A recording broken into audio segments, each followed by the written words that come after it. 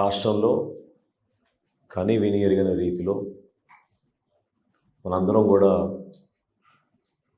ప్రజలు పడుతున్న కష్టాలు, ఇబ్బందులు, పర్యావరణంలోని మార్పుల వలన ఊహించని విధంగా గత 100 సంవత్సరాల్లో కూడా ఇటువంటి వర్షపాతం నమోదు కాని ప్రాంతాల్లో కూడా ఆశ్చర్యపోయే విధంగా విపత్తులు మనం చూస్తూ వచ్చాం.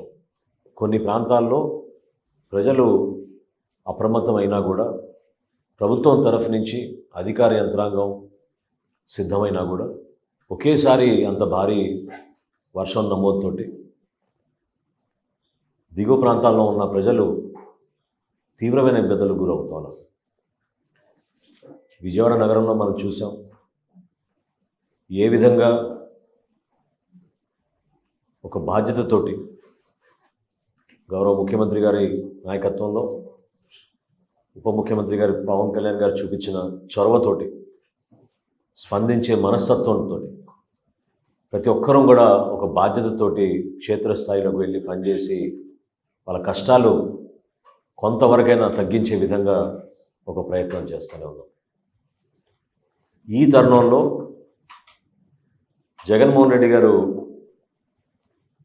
వింతగా ఒక రాజకీయ నాయకుడు చేయాల్సిన కార్యక్రమాలకి భిన్నంగా ప్రజలకి అండగా నిలబడాల్సిన సందర్భంలో కేవలం విమర్శలకే గురి చేయడం, రాష్ట్ర ప్రభుత్వం అందిస్తున్న వరద సహాయాన్ని చులకనగా క్షేత్రస్థాయిలో ప్రజానికానికి అందించాల్సిన బాధ్యత వారు కూడా తీసుకుంటే బాగుంటుందనే ఆలోచన లేకుండా మాట్లాడడం చాలా బాధాకరం. విజయవాడ నగరంలో 2 సార్లు పర్యటించారు. నిన్న పిఠాపురంకి వెళ్ళారు, కాకినాడలో. మ్యాన్ మేడ్ డిజాస్టర్ అని ప్రతి చోట ఇదొక ఊతపదంలాగా అయిపోయింది ఆయనకి. అసలు గత 5 సంవత్సరాల్లో జగన్మోహన్ రెడ్డి గారి పరిపాలనే మన రాష్ట్రానికి అతిపెద్ద విపత్తు. ఊహించని విధంగా వీళ్ళు వ్యవస్థలు నాశనం చేసి కనీసం ఇరిగేషన్ శాఖ పైన, క్షేత్రస్థాయిలో ఉన్న వ్యవస్థలపైన అధ్యయనం చేసుకుని బడ్జెట్ అలొకేషన్లు కూడా చేయకుండా సర్వనాశనం చేసిన జగన్మోహన్ రెడ్డి గారు ఈ రోజున అధికారంలో ఉన్న కూటమి ప్రభుత్వం కేవలం 3 నెలలు అయింది మేము అధికారంలోకి వచ్చి. 3 నెలలకే మీకు ఇంత ఏడుపులు ఉంటే ఎట్లా? ఇంకా 57 నెలల్లో అసలు మీ ఏడుపు ఏ స్థాయికి వెళ్తుందో మాకు ఆశ్చర్యం కలిగిస్తుంది. అసలు మీలో స్పందించే మనస్తత్వం ఏదని నేను అడుగుతున్నాను.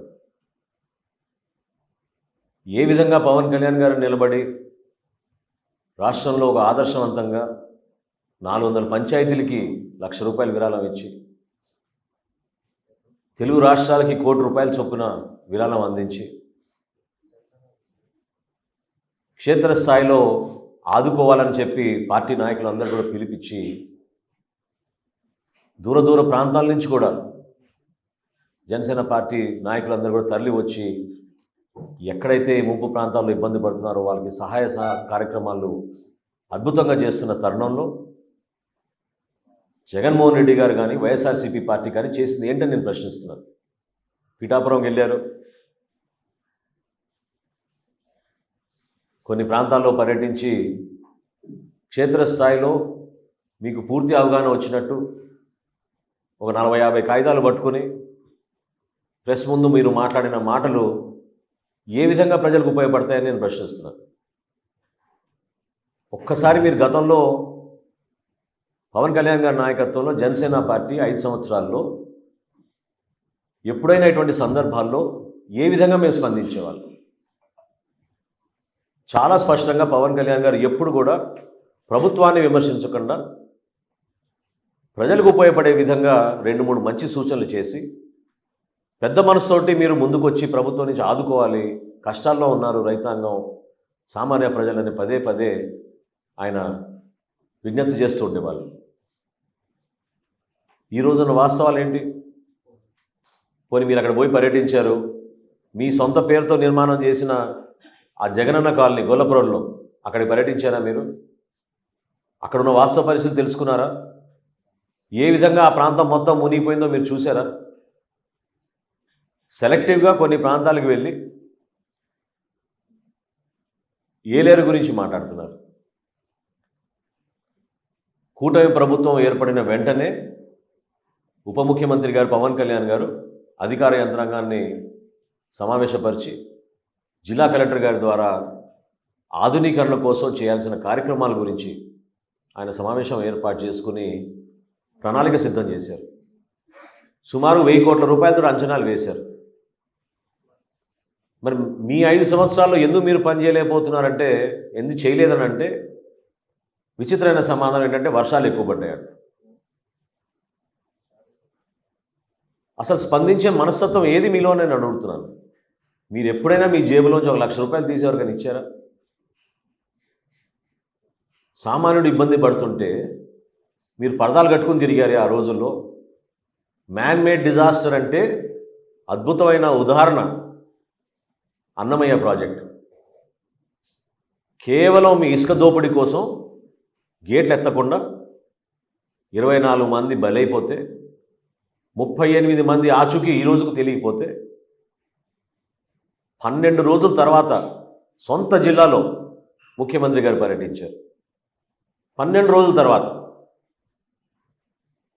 5 సెంట్లు భూమి ఇచ్చి మీకు నెల రోజుల్లోనే ఇల్లు కట్టే కార్యక్రమం ప్రారంభించి నేనే వచ్చి మీకు తాళాలు ఇస్తా అన్నాడు.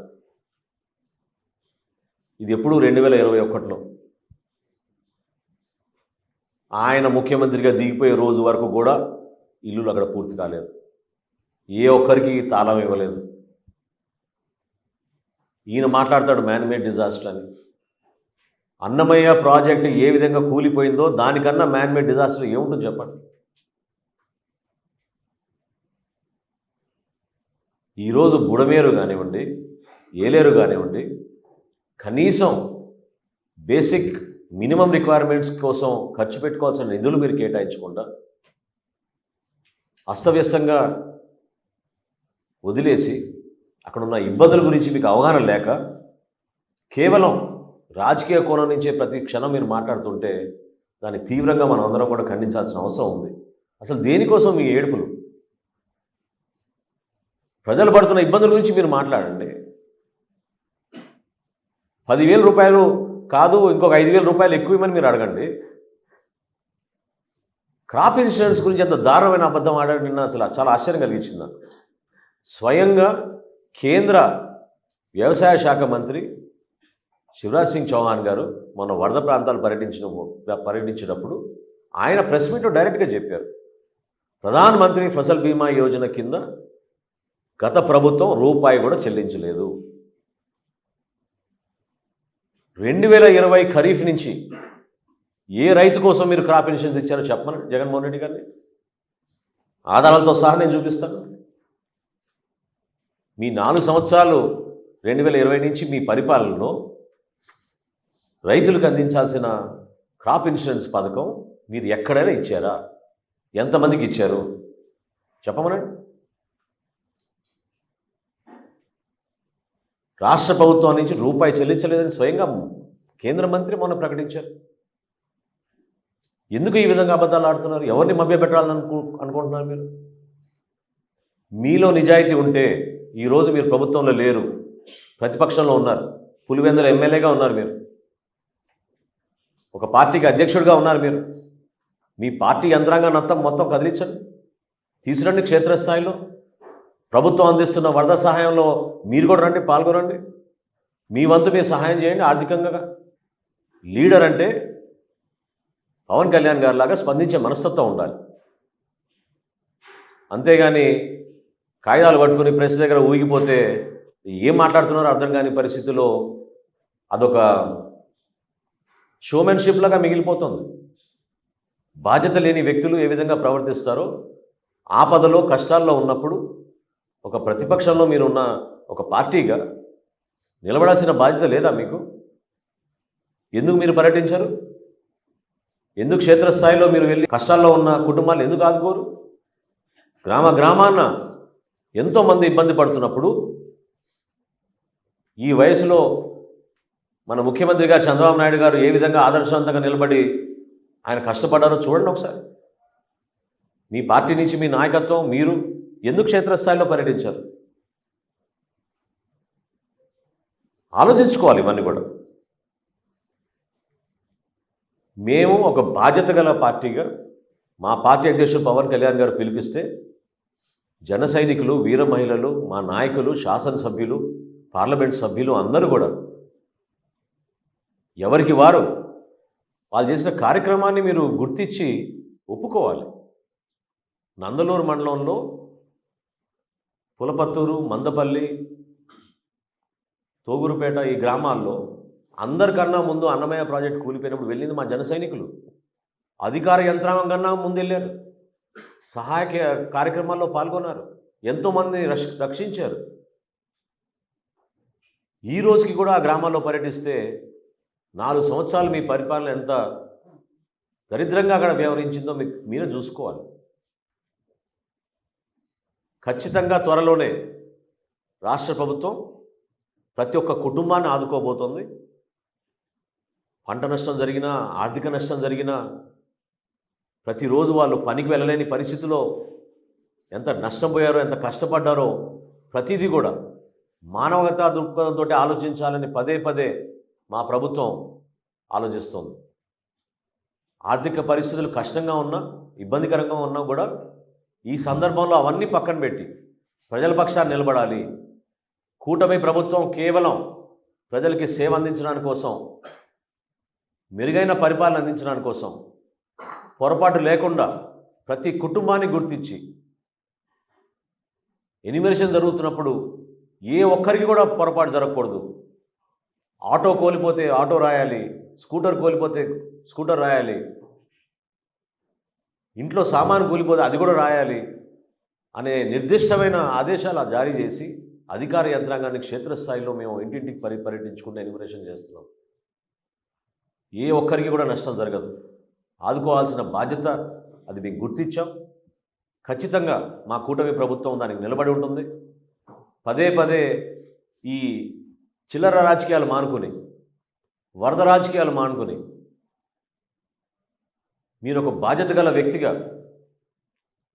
మీ పర్యటనలో భాగంగా 10 మందిని ఆదుకోవడానికి మీరు ఒక ప్రయత్నం చేయండి. రాబోయే రోజుల్లో ఏలేరు బుడమేరుకు సిద్ధం చేసిన ఒక ప్రణాళిక చాలా స్పష్టంగా ఇంప్లిమెంట్ చేసే విధంగా మా కూటమి ప్రభుత్వం ముందడుగు వేస్తుంది. ఇంకొకసారి ఇటువంటి పరిస్థితి రాకూడదు, ప్రజలు ఇబ్బంది పడకూడదనే ఆలోచనతో, షార్ట్ సైడ్ ఆలోచన కాకుండా లాంగ్ టర్మ్ ఆలోచనలతోటి